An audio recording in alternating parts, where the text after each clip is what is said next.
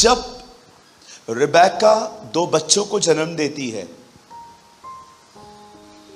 दोनों ट्विंस थे और उनका नाम रखा जाता है एसाव और याकूब। याकूब नाम का अर्थ है ग्रैबर। ग्रैबर का मतलब होता है दे दो नहीं तो छीन लूंगा, चोर, लुटेरा। इंडियन लैंग्वेज में 420 ये उसके नाम के अर्थ हैं। आप पढ़ के देखो, कितना हमारी तरह है ना। सो बाइबल सेज उसके 2 पुत्र पैदा हुए। अब प्रॉब्लम ये था, एक को बचपन से रेस में फर्स्ट आने की हौड़ थी। आप कभी भी नहीं देखोगे उन लोगों को खुश जो हमेशा नंबर 1 आना चाहते हैं। क्या फायदा नंबर 1 पर पूरा लाइफ कंपटीशन और स्ट्रेस में। मेरे को चलेगा मैं सेकंड नंबर आऊंगा तो मुझे खुश रहना है। ओके, वाइज बनो। कहिए अपने बाजू वाले को, 1 नंबर आने की कोशिश मत करो। आपने देखा है ना, कभी कभी आप देखो पास्टर बोल बोल के थक जाता है, बढ़ो प्रभु में, बढ़ो प्रभु में, बढ़ो प्रभु में। हाँ ठीक है, लेकिन एक बहन आके इधर कहे मैं यीशु से मिलके आई हूं, सारी बहनें अब हम भी बढ़ेंगे। ये कंपटीशन नेचर बंद कर दो, प्रभु के लिए बढ़ो। दूसरों को ये दिखाने के लिए मत बढ़ो कि मैं भी कुछ हूं, है ना। एक मीटिंग मैंने रिसेंटली कैंसिल कर दी। एक भाई ने मुझे कहा, ब्रदर आप अभी अभी इस शहर में आए थे ना। हाँ, मैं उसी शहर से बात कर रहा हूं, हमें आपकी मीटिंग करवानी है 3 दिन के लिए। मैंने कहा ठीक है, डिटेल्स भेज दो, चर्च का नाम, पास्टर का नाम, किधर मीटिंग करवाओगे, इंडोर करवाओगे, आउट करवाओगे, कितने लोग आपकी तरफ से आएंगे, अरेंजमेंट कैसे करोगे, अगर 5-10 हज़ार लोगों के बैठाने की जगह है तुम्हारे पास। मैं ये सारी डिटेल्स ना लोगों से मांग लेता हूं। तो मैंने उनसे पूरी डिटेल्स मांगी। डिटेल्स मुझे अच्छी लगी।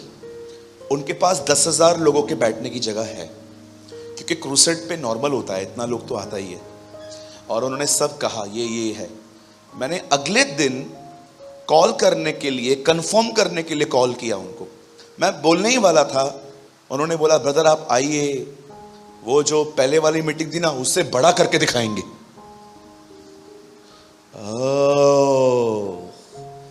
मैंने कहा ठीक है ब्रदर, मैंने कॉल किया था आपको बताने के लिए, मैं आपको बताऊंगा।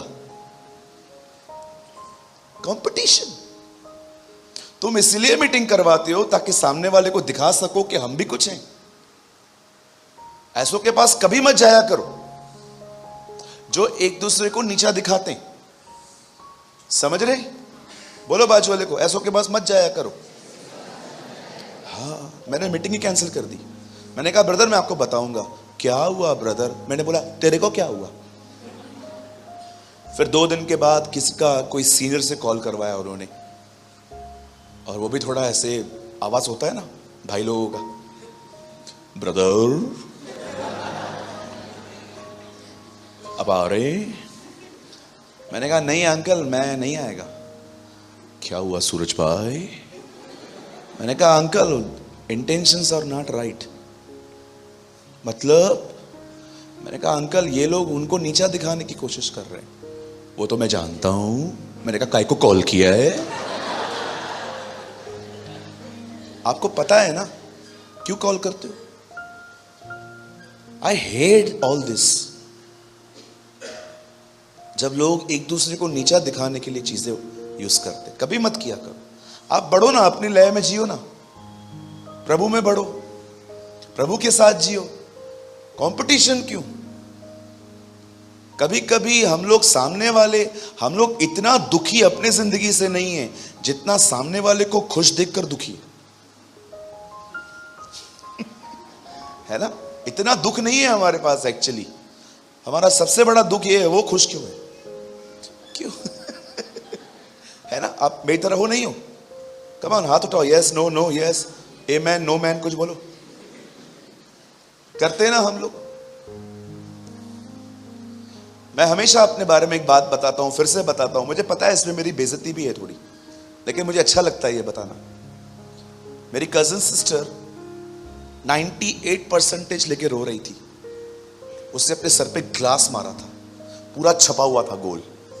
मैं गया, मैंने कहा क्या किया है ये? रो रही थी। मैंने कहा हुआ क्या? 98% आई है। तो मैंने बोला इसमें खराब क्या? उसका 99 आया है। मैंने बोला 99, 98% में तुम लोग रो रहे हो, मेरे को दो, मैं 3 साल निकाल दूं। कितने लोग हैं यहां पर जो 35 से पास हुए हैं? 35%। लंबा हाथ उठाओ, खुदा तुम्हें देख रहा है, झूठ मत बोलो। 1, मैं गिनूंगा आज, रुको। 1, 2, बहन तू भी? तू तो मुझे सीए लगती थी बहन। 1, 2, लंबा हाथ उठाओ। 3, 4, 5, 6, 7, 8। कितना करेज मिलता है ना जब ग्रुप बढ़ता है ऐसे लोगों का। भाइयों में से कोई 35%। देखो हम लोग 3 साल निकाल लें। आप विश्वास करो, मैं 35 लेके पेड़े बांटता था, 1-1 किलो पेड़े बांटता था और हर एक को बोलता था पास पास पास। कंपटीशन क्यों? देखो, जिस बंदे को पता है कि उसके एग्जाम्स अच्छे नहीं गए हैं, उसके लिए पास होना तो मुर्दों में से जी उठने के समान है।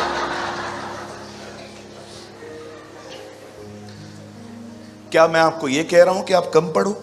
नो, मैं ये कह रहा हूं कंपटीशन मत करो। वो उधर, मैं इधर, खुश रहो ना।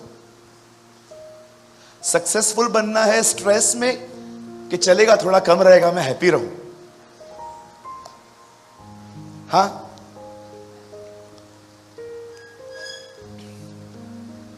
खुश रहना है, प्रभु के साथ खुश रहो। अब इस आदमी को हौड़ थी, मुझे नंबर 1 आना है, घर का बड़ा मैं बनूंगा, लेकिन यह बन नहीं पाया था।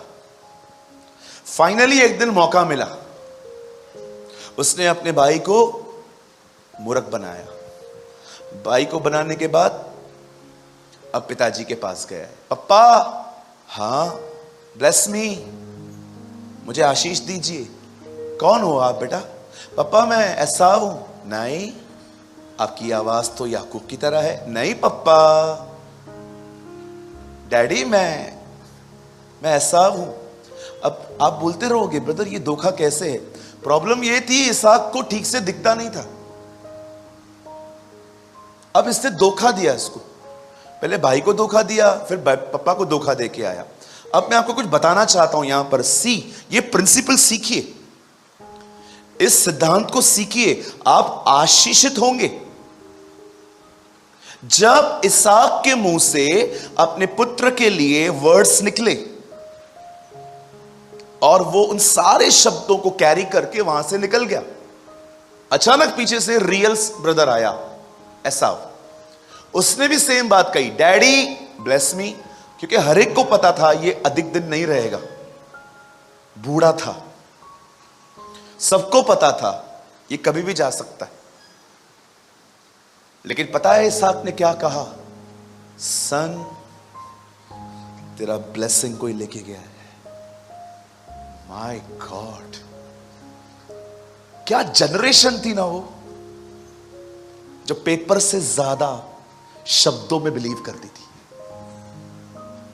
काश हमारे लाइफ में ये कल्चर वापस आए जहां पर हम सीख सकें मुंह से निकला गया शब्द कितना महत्वपूर्ण है। उसने बोला अब मैं आपको ब्लेस नहीं कर सकता। क्यों? क्योंकि आपकी आशीषें वो लेके गया।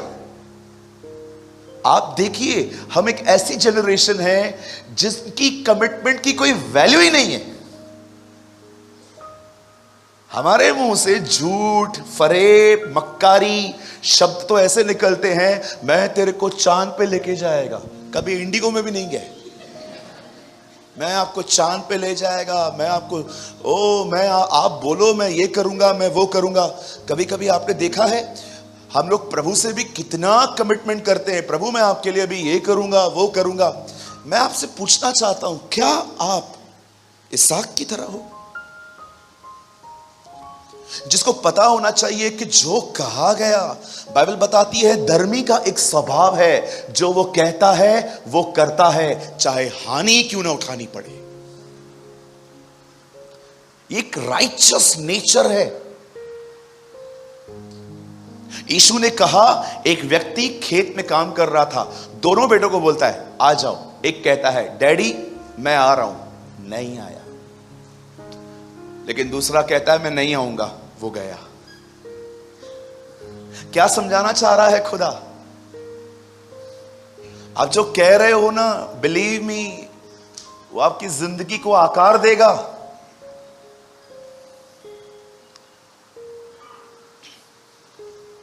पॉल के लिए लोग कहते थे, दिखने में तो ये दुर्बल जान पड़ता है, पर इसकी पत्रियां बड़ी गंभीर होती है। Read it some. कभी आपको टाइम मिलता है ना, आपको पता है दुबला व्यक्ति था पौलुस, लेटर्स में लिखा है, दिखने में तो ये दुबला सा जान पड़ता है, पर इसकी पत्रियां बड़ी गंभीर होती है। आज मैं क्यों स्टार्टिंग से काउंसलिंग में भी मैंने वर्ड्स के लिए ही बात की। इवन आज मुझे परमेश्वर ने होल डे यही कहा, टीच देम। आप समझो इन चीजों को।